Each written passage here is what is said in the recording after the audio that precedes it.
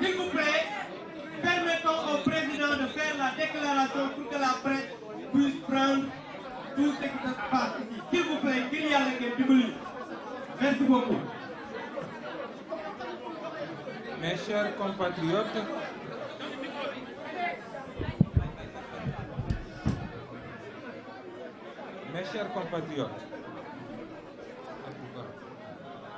en 2008, je me suis engagé en politique aux côtés de l'opposant Macky Sall, avec qui et d'autres camarades nous avons cheminé durant sa conquête victorieuse du pouvoir.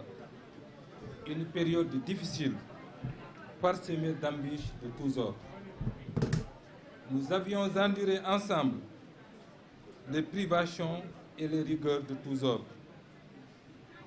Mais avec abnégation, courage et détermination, nous sommes allés à la conquête du suffrage des Sénégalais.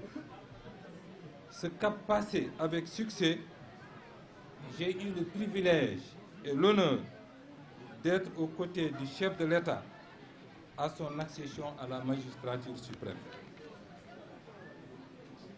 Je tiens à le remercier infiniment pour la confiance qu'il m'a accordée dès le premier jour et pour l'expérience enrichissante que j'ai acquise en travaillant avec lui. Le président Macky Sall a permis aux citoyens sénégalais, enfants du Fouta que je suis, pur produit de l'école sénégalaise, de servir la République à de très hautes charges.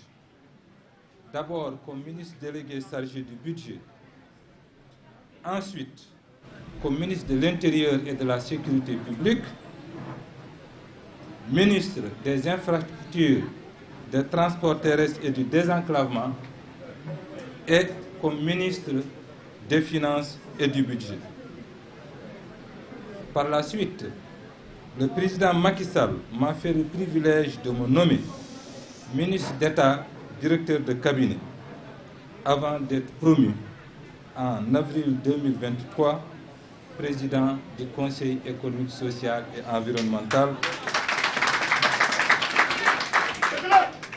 Je rends grâce à Allah et je renouvelle ma gratitude au président Macky Sall. Le 3 juillet 2023, le président Macky Sall prenait la décision historique de ne pas briguer un autre mandat. Cette posture a tout naturellement introduit une nouvelle dynamique au sein de notre coalition Benno Bokk Yakaar. Des ambitions légitimes se sont déclarées pour préserver ce précieux legs. C'est donc en toute humilité qu'avec d'autres camarades et de la coalition Benno Bokk Yakaar et de nombreux sympathisants sénégalais d'ici et de la diaspora, conscients de notre rôle et de nos responsabilités en ces circonstances historiques, nous avions pris l'initiative de déclarer notre candidature pour porter les couleurs de la dite coalition à l'élection présidentielle du 25 février 2024. Depuis lors, nous avons travaillé ensemble, jour après jour, à rassembler et à unir les forces actives du pays autour d'une grande perspective. C'est ainsi que j'ai été à la rencontre de mes camarades de parti. Ce projet politique majeur, l'enjeu de ma candidature, c'était d'abord et avant tout la sauvegarde des idéaux et de l'identité de notre parti, l'Alliance pour la République, APR Yakaar, son histoire, son parcours, ses racines, sa singularité dans la vie politique sénégalaise et ses valeurs que portent fièrement ceux et celles que l'on désigne comme des APR authentiques.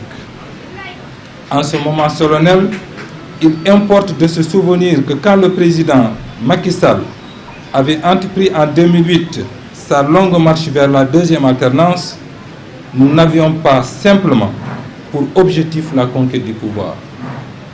Nous avions également pour vision de construire un grand projet à l'horizon 2035 et dès notre accession au pouvoir, nous nous sommes attelés à sa réalisation.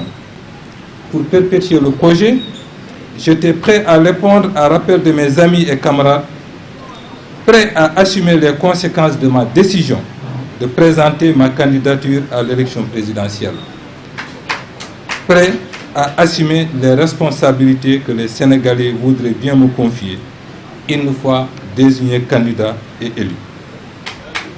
Avec le soutien de la majorité des responsables du parti et des militants de base, j'avais conscience de la tâche qui était mienne, incarner la continuité, rassembler notre majorité électorale, faire gagner notre parti et la coalition Benno Bokk Yakaar, faire triompher les valeurs de compétence, de loyauté et préserver l'héritage et les legs de notre histoire commune.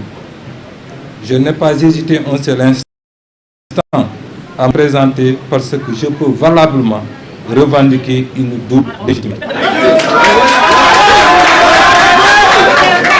D'abord, la légitimité du suffrage universel qui m'a permis d'être élu député au scrutin majoritaire départemental et maire de ma très chère commune Boké Dialoubé, à chaque fois que le devoir m'appelait.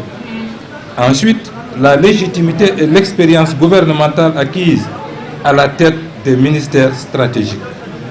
Ces postes de responsabilité m'ont permis d'être pendant plus de 11 ans au cœur de l'action gouvernementale au service exclusif de nos citoyens.